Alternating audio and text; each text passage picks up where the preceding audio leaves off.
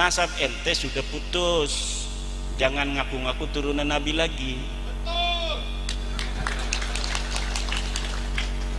Kita sudah yakin seyakin-yakinnya berdasarkan tes DNA dan don sedon-donnya berdasarkan studi manuskrip, studi pustaka, baik pustaka kitab nasab maupun pustaka kitab sejarah, bahwa ente nasabnya putus.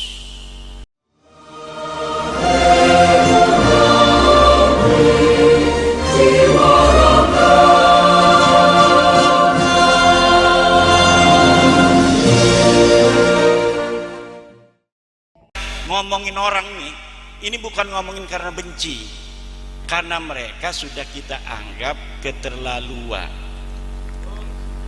Kepalanya kiai lebih rendah daripada kakinya Habib. Mereka ngomongnya di YouTube, bos. Kenapa saya berani ngomong di YouTube sekarang? Karena mereka ngomong menghina kitanya di YouTube. Dan saya sadar sekarang ini saya lagi di YouTube, maka saya berani. Kenapa? Mau ngebalikin aja. Kalau mereka protes, kita protes lagi. Mereka ngomong kiai tae itu di YouTube, bos.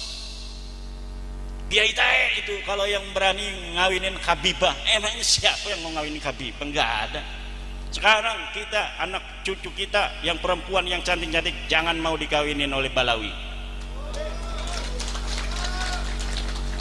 Jangan mau. Kasihan nanti keturunan kita. Enggak, ya enggak. Kalau yang udah yang tobat, kenapa yang tobat? Yang tobat ya nggak apa-apa, yang buat masna wasulasa. Dan kalau mereka menghentikan penghinaan kepada warga Nusantara, ya kita menghentikan juga. Yang penting satu, nasab ente sudah putus, jangan ngaku-ngaku turunan Nabi lagi. Kita sudah yakin seyakin-yakinnya berdasarkan tes DNA dan don sedon-donnya berdasarkan studi manuskrip, studi pustaka, baik pustaka kitab nasab maupun pustaka kitab sejarah, bahwa ente nasabnya putus. Kalau misalnya ada orang kita yang masih percaya sama nasab ente, ya silakan saja masing-masing. Tetapi kalau kita sudah kagak percaya, dan jangan sampai ada kata-kata yang tidak percaya dengan nasab kita nih, para Ba'lawi tidak akan dapat syafaat Nabi. Nabi yang mana? Nabi itu kakeknya siapa? Kakek aneh apa kakek ente? Kan mereka ngomong begitu tuh dulu ngomong begitu, kakek aneh apa kakek ente? Yang diomongin itu di sidang saudara saya. Saudara saya itu kiai dari Jawa Barat, turunan Nabi dari Sunan Gunung Jati. Dia ngomong begitu, makanya saya selalu ngomong itu, karena yang jadi saksi itu saudara saya. Ngomong dia suruh adzan segala macam, kiainya diam-diam aja, nggak tahu sejarah dia. Ya katanya. Makanya saya yang ngomong mewakili bahwa ente sekarang kakek aneh apa kakek ente itu Nabi Muhammad sallallahu alaihi wasallam. Ya ini lagi balas-balasan. Karena ini dari Allah tuh, balasannya semuanya terlihat. Dulu mereka ngomong begini, ada saudara saya di Cirebon mau kawin sama Kabibah, itu sama Rabi Talawiyah, mana katanya manuskripnya yang menyebutkan bahwa benar ini keturunan Nabi dari Sunan Gunung Jati. Coba Sunan Gunung Jati punya anak Paseran ini, mana manuskripnya? 3 harus manuskrip sejaman, digituin. Paseran punya anak ini, mana manuskrip sejamannya? Ini punya anak ini, sampai itu dianya ini ditanyain manuskripnya di Rabi Talawiyah. Sekarang saya minta jangan 31 aja manuskrip sejaman yang mengatakan Ahmad bin Isa punya anak Ubed, tidak bisa jawab. Dibalas oleh Allah Subhanahu wa taala. Dia mengatakan Wali Songo itu sudah 500 tahun yang lalu. Sekarang kalau ada orang yang ngaku keturunan Nabi dari Wali Songo, itu palsu. Kenapa? Karena sudah 500 tahun putus. Ternyata kita teliti 500 tahun juga dia. Bahkan lebih, 50 tahun, 550 tahun. Jadi apa yang mereka katakan, selalu dibales dan dibalikan oleh Allah Subhanahu wa ta'ala.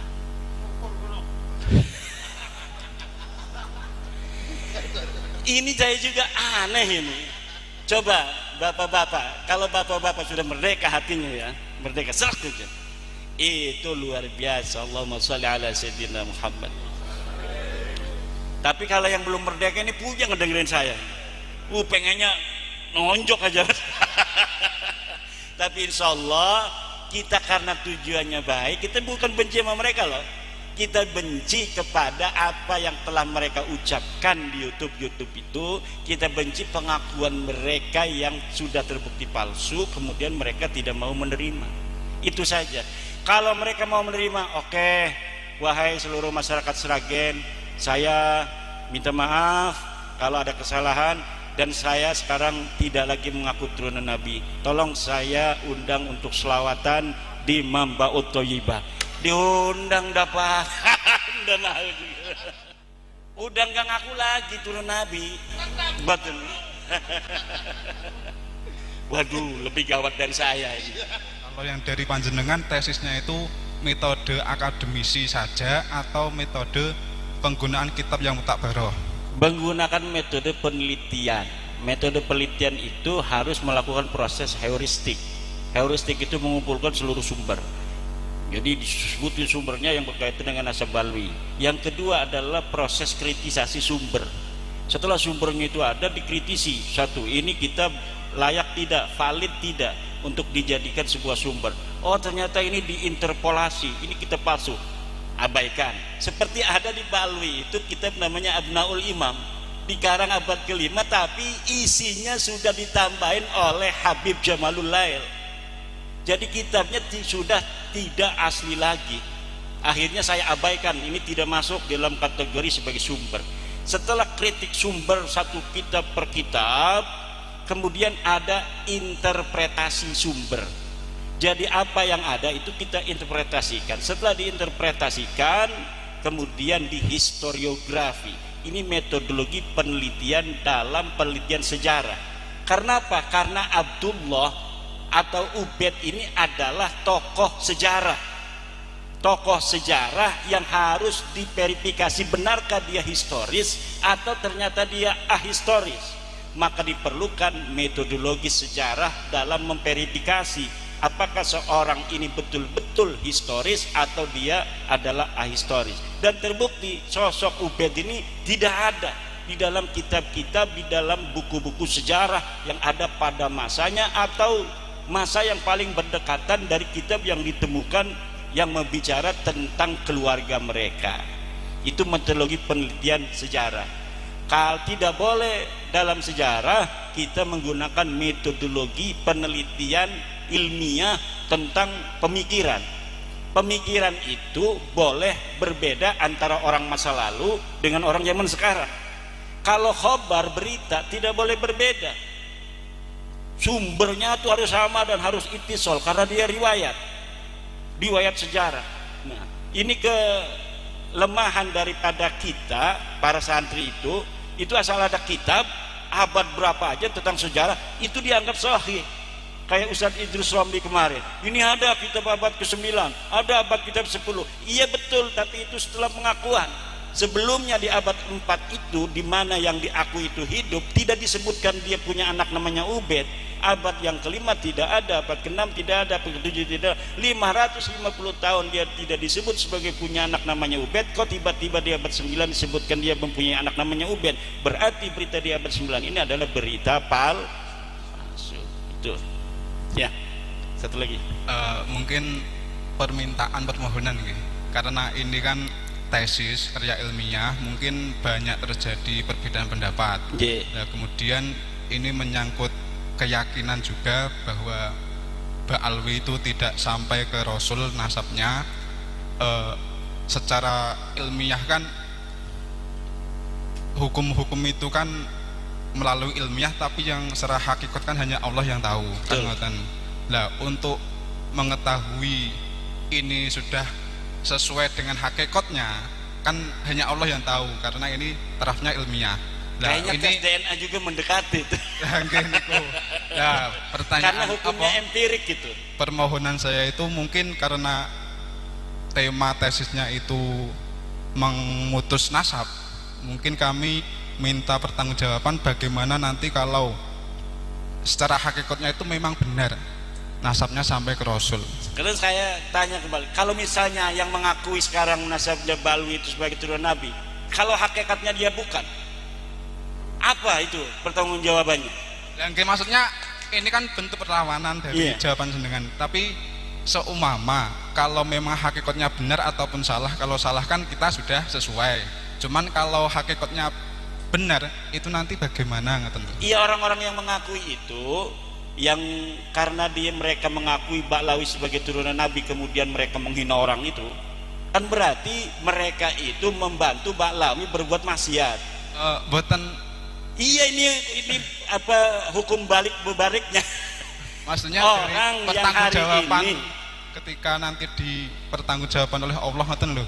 Iya, pertanggungjawaban Allah kepada Allah. Orang yang sekarang mengakui Ba'lawi yang sudah terbukti secara ilmiah, secara DNA, secara pustaka, secara sejarah, sudah putus mustahil menurut DNA dia keturunan Nabi, sekarang masih mengakui. Apa pertanggungjawab mereka nanti kalau di hadapan Allah mereka disebut memasukkan keturunan Nabi yang bukan turunan Nabi sebagai keturunan Nabi?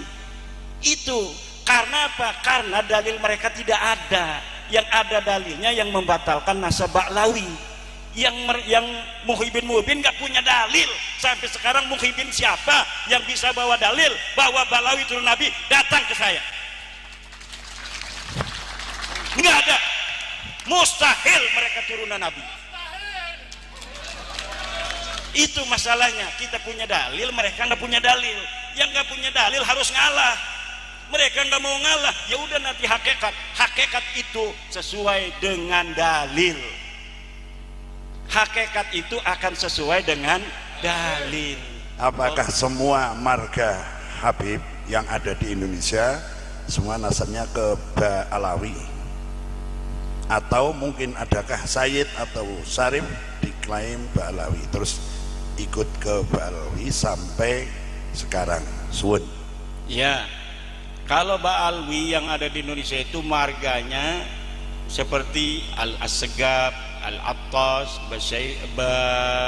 bin Syihab, Al-Idrus, Al-Jufri, Maulad Dawilah. Nah, itu semua Ba'lawi semua, dan itu bukan turunan Nabi Muhammad sallallahu alaihi wasallam bil marrah. Bin Yahya, Bilqais itu bukan turunan daripada Nabi Muhammad SAW. Lalu adakah dari Sayyid Syarif itu yang dibalawikan? Ada, contohnya Basyaiban yang Al-Idrisi seperti Sayyid Julfikar itu keturunan Nabi asli. Itu sama marganya dengan Sayyid Alwi Al-Maliki Mekah. Sayyid Muhammad bin Alwi Al-Maliki Mekah itu turunan Nabi asli dari marga Al-Idrisi. Dia bukan Ba'lawi, dia bukan Habib, tapi dia Sayyid Syarif dari marga Al-Idrisi Maroko yang tinggal di kota Mekah Al-Mukarramah. Termasuk bin Yahya itu bukan keturunan Nabi Muhammad SAW. Mustahil itu. Kalau Al-Aidid itu? Al-Aidid itu Ba'lawi. Ya, DNA Aidid itu diakui oleh anaknya yang bernama Ilham Aidid bahwa mereka adalah marga Ba'lawi, mereka adalah Habib. Selain Aidid yang masuk komunis juga ada Fahrul Barakbah di Kalimantan, ada juga yang satunya Sofyan Barakbah. Itu semuanya ditembak mati oleh tentara Republik Indonesia tahun 1965. Saya kenal ada sebenarnya jalurnya Al-Hasani, terus tapi yang mengisbat itu RA. Itu sebenarnya bagaimana? Asalnya mereka itu RA itu hanya mengisbat keluarga mereka, dibentuknya mereka untuk keluarga mereka Ba'lawi. Tapi akhirnya lama-lama mengklaim bahwa seluruh yang ngaku dzurriyyat Nabi harus diisbat, diteken oleh RA. Akhirnya banyak seperti orang-orang yang marga Al-Hasani pun dia menjadi keturunan Nabi karena diteken oleh RA.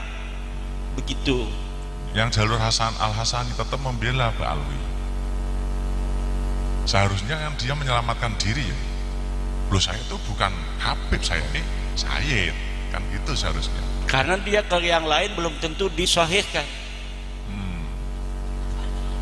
Dia yang udah menyahihkan Ba'lawi, kalau ke yang lain belum tentu disahihkan. Naat itu sulit itu untuk mendapatkan sertifikat nasab dari Naqoba, Ansab, Aulia Tis'ah, itu sulit.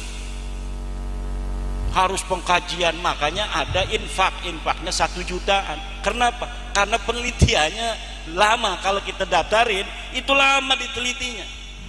Ada harus nanya dulu ke kampungnya, bener nggak dia ini ponakannya ini, bener nggak ini dia ini punya hubungan dengan kiai ini. Itu biasanya begitu. Makanya perlu ada dana itu untuk bensin muter-muter memvalidasi daripada laporan kepada Naqoba, Ansab, Aulia Tis'ah gitu. Dalam sebutan habaib atau Ba'alwi ya, apakah itu sebenarnya ada yang benar-benar Dzurriyyah Rasul yang disebut Sayyid atau Syarif tapi disebut Habib, artinya dihabibkan, bukan makamnya ya, orangnya masih hidup sekarang? Ya kalau jelas dia bukan Ba'alwi, walaupun disebut apa, disebut Sayyid, disebut Habib segala macam, kalau dia bukan Ba'alwi mungkin saja dia nyambung. Tapi kalau Ba'alwi sudah yakin, karena saya menelitinya hanya Ba'alwi. Kalau Ba'alwi ini sudah mustahil mereka keturunan Nabi besar Muhammad sallallahu alaihi wasallam. Berarti kalau ada Sayyid atau Syarif mau dipanggil Habib salah sendiri ya? Salah sendiri. Nggih pun ya, matur suwun sangat. Nggih no. Ya kudune ya Sayyid ngoten. Yang sudah terlanjur diisbat oleh Ba'lawi itu silakan datang ke Naat, Naqoba, Ansab, Aulia Tis'ah untuk diverifikasi nasabnya. Kalau misalnya dibilang sudah sahih, ya disahihkan. Kalau tidak, diberikan lagi, cari naskah lainnya, mungkin ada yang tertinggal atau lain sebagainya. Tidak berani orang Naat atau orang ini itu mengisbat atau membatalkan nasab seseorang. Mempercayai amaliyah Ba'alawi, sikap kita bagaimana terhadap mindset yang dipropagandakan bahwasanya amalan beliau itu lebih utama ketimbang amalan-amalan para wali songo dan muassis Ahlussunnah wal Jamaah sendiri. Ya kalau wali songo kan nasabnya jelas, silsilahnya jelas, gurunya jelas. Kalau mereka kan gurunya yang nggak jelas. Silsilah Alawiyah itu katanya dari ayah ke kakek terus sampai Nabi Muhammad. Diverifikasi yang nasabnya aja yang 3 orang nggak ada. Yang 1 orang masih bayi, bapaknya udah meninggal, ya berarti nggak nyambung. Lah kalau wali songo itu dari guru ke guru, kadang bukan ayahnya, dari guru ini guru ini guru ini, nyambung semuanya, terverifikasi, nama-namanya semuanya para ulama. Nah kalau dilihat dari situ, maka amalan-amalan wali songo dari silsilah nasab sanad ilmu dari wali songo itu lebih utama dari silsilah sanad ilmunya Ba'lawi. Gus Dur itu turunan daripada Rasulullah, nasabnya itu terverifikasi, seluruh keluarga dari Sunan Ampel, Sunan Giri, dari Joko Tingkir, semuanya iktiraf dengan. Tapi beliau kan kalau ngomong nasab bercanda-canda aja, tidak serius. Kenapa? Karena dalam ajaran wali songo nasab itu tidak penting. Yang penting itu ketakwaan. Orang bertakwa itu orang yang mulia, orang yang berilmu itu orang yang tinggi pangkatnya. Kalau ente ingin jadi mulia, bertakwalah. Kalau ente ingin tinggi pangkatnya, berilmulah. Itulah ajaran wali songo. Tadi dari Semarang, Gus Ihsan, ya Habib punya murid enggak? Muridnya siapa yang jadi kiai atau yang jadi ulama? Semuanya yang diaku itu kebanyakan murid dari kiai yang udah jadi kemudian diaku muridnya. Para itu Habib kata itu Gus tidak Ihsan punya tadi. santri.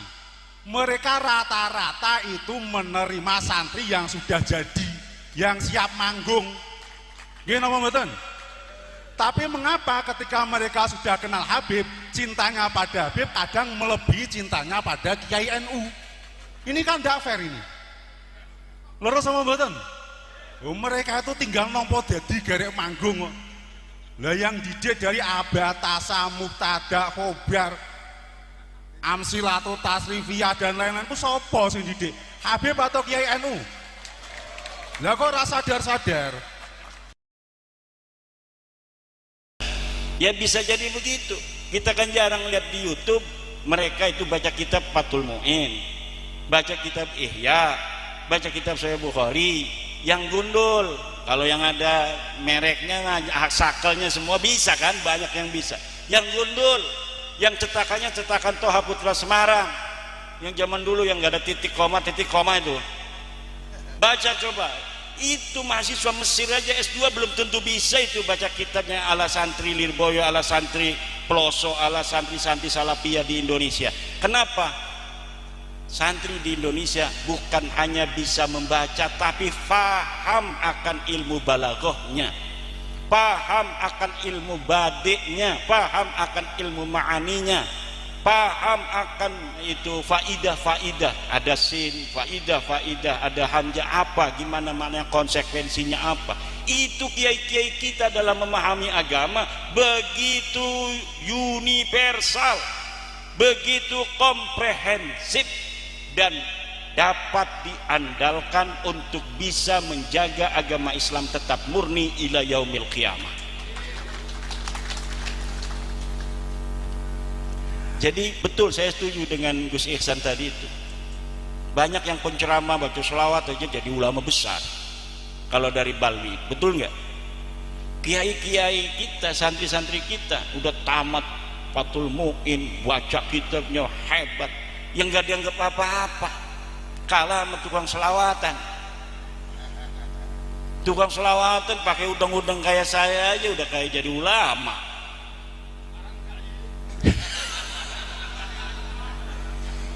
Baca Fathul Qorib kagak bisa, ada yang baca kitab dari kiri dulu, kan aneh. Membatalkan kewalian yang diakui oleh Pak Alawi itu sendiri. Masya Allah. Caranya bagaimana ya? Terus emang tadinya sohe dia jadi wali, dibatalin segala itu. Wali itu kata para ulama-ulama ibaratnya pakai laulal fuqaha'u awliya'an lillahi makanatil awliya. Kalaulah para ahli fikih yang ngaji Fathul Mu'in, Fathul Qorib itu bukan para wali, maka tidak ada para wali. Nah sekarang ini kan para wali itu yang macam-macam, gila-gila begini wali gitu. Yang rambutnya gondrong-gondrong dikit, bukan kayak KSP, bukan. Yang gondrong-gondrong aneh-aneh wali. Padahal wali itu Kiai Riyad, itu waliullah. Dari mana taunya? Dari santrinya yang ngaji kepada dia. Karena wali itu adalah ulama yang ngajarin ilmu.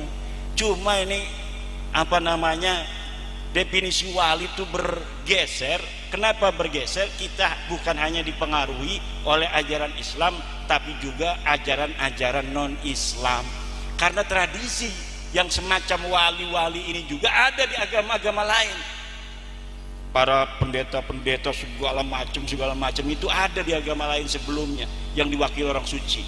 Coba orang gila di India itu, yang beragama Hindu India itu, kalau ada orang gila diem aja begini, disembah langsung.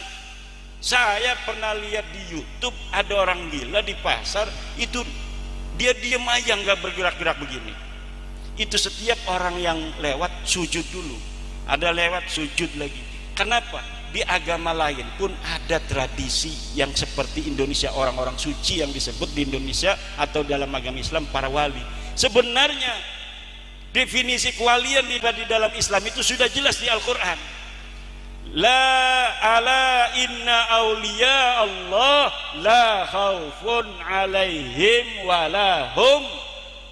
Ciri utamanya adalah tidak ada takut terhadap apa yang akan terjadi, dan tidak ada sedih terhadap apa yang sudah terjadi. Kalau bapak-bapak di dalam hatinya ada misalnya habis ditipu orang 2 juta suruh beli kiswah Ka'bah, sudah terjadi, nggak pernah disedih-sedihin, ya udah aja itu mau sudah terjadi. Itu salah satu ciri wali. Kalau misalnya menghadapi sesuatu masalah di depan tidak pernah ada rasa takut, itu ciri-ciri wal. Kalau ada dua-duanya, i'lam annaka waliyun min auliyahi subhanahu wa ta'ala. Kalau kita tidak ada rasa sedih terhadap apa yang sudah terjadi, tidak ada rasa takut terhadap apa yang akan terjadi, maka ketahuilah bahwa Bapak sudah mempunyai ciri utama dari seorang wali, yaitu la khaufun alaihim walahum yahzanun. Karena yang namanya hazan, adamul husni wa adamul khauf, itu fi'lul qalbi, itu tidak ada yang tahu. Yang tahu hanya kita dan Allah subhanahu. Kalau orang cuma nebak-nebak, orang yang bergaya atau di branding wali akhirnya jadi wali. Kiai Riyad kita bikin aja YouTube 5 bahwa karomahnya dia bisa terbang dari pohon ke pohon gitu. Pernah ada yang bercerita Mangkulan bin Fulan bahwa Kiai Riyad ini lama-lama Kiai Riyad ini banyak tamu kesini bukan mau naro santri, mau minta air kesini. Bikin aja branding begitu. Sekarang wali-wali di YouTube itu banyaknya branding. Orang kita bisanya kayak Gus Samsudin doang tuh bikin brandingnya begitu. Bikin setting-settingannya gampang ketahuan. Orang-orang lain bisa bikin setting menjual-jual keluarganya. Kita ini nggak bisa. Orang sekelas yang sudah ngaji tamat Fathul Mu'in aja nggak bisa kita jual. Kadang-kadang mau muncul aja kita nggak ikut-ikut menyebarkan. Mereka itu orang yang mempunyai persatuan keluarga. Sedikit aja ada potensi, dikembangin, di branding. Makanya bagaimana cara membatalkan kewalian mereka? Nggak usah dibatalin, orang tadinya juga nggak sahih kok. Udah batal sendiri, orang nggak pernah sahih kok, gimana cara ngebatalinnya? Pokoknya sekarang kalau kita pengen dapat barokah, lihat orang yang ngaji di musola-musola kita, yang ngaji tuh, yang ngajinya cuma 5, yang 2 ngantuk, yang 1 permisi. Lah itu wali Allah yang akan membawa abadinya agama ila yaumil qiyamah. Walaupun dia nggak punya santri, ngajarin bapak-bapak begitu, manfaat untuk ibadahnya bapak-bapak. Kalau yang ngajarin santri itu luar biasa Pak, karena capek ngajarin santri, ngasih amplop kagak. Ada orang itu yang maunya hanya enak-enaknya saja, nyari jamaah. Ya, ini apalagi majelis sholawat, kan orangnya kaya-kaya. Udah ada yang dagang bakso, ada yang dagang jamu, dia amplop banyak. Makanya orang lebih seneng jadi majelis sholawat daripada ngurusin pesantren. Karena pesantren itu palingnya setahun sekali baru inget itu bapaknya. Gimana? Kalau ngajarin santri kagak mau, capek. Kalau nyari jamaah kemana-mana enak. Saya ini orang yang tidak suka pergi dari pesantren sebenarnya. 2018 saya sudah tidak mau lagi diundang-undang. Di kampung saja paling menantu yang ngewakilin.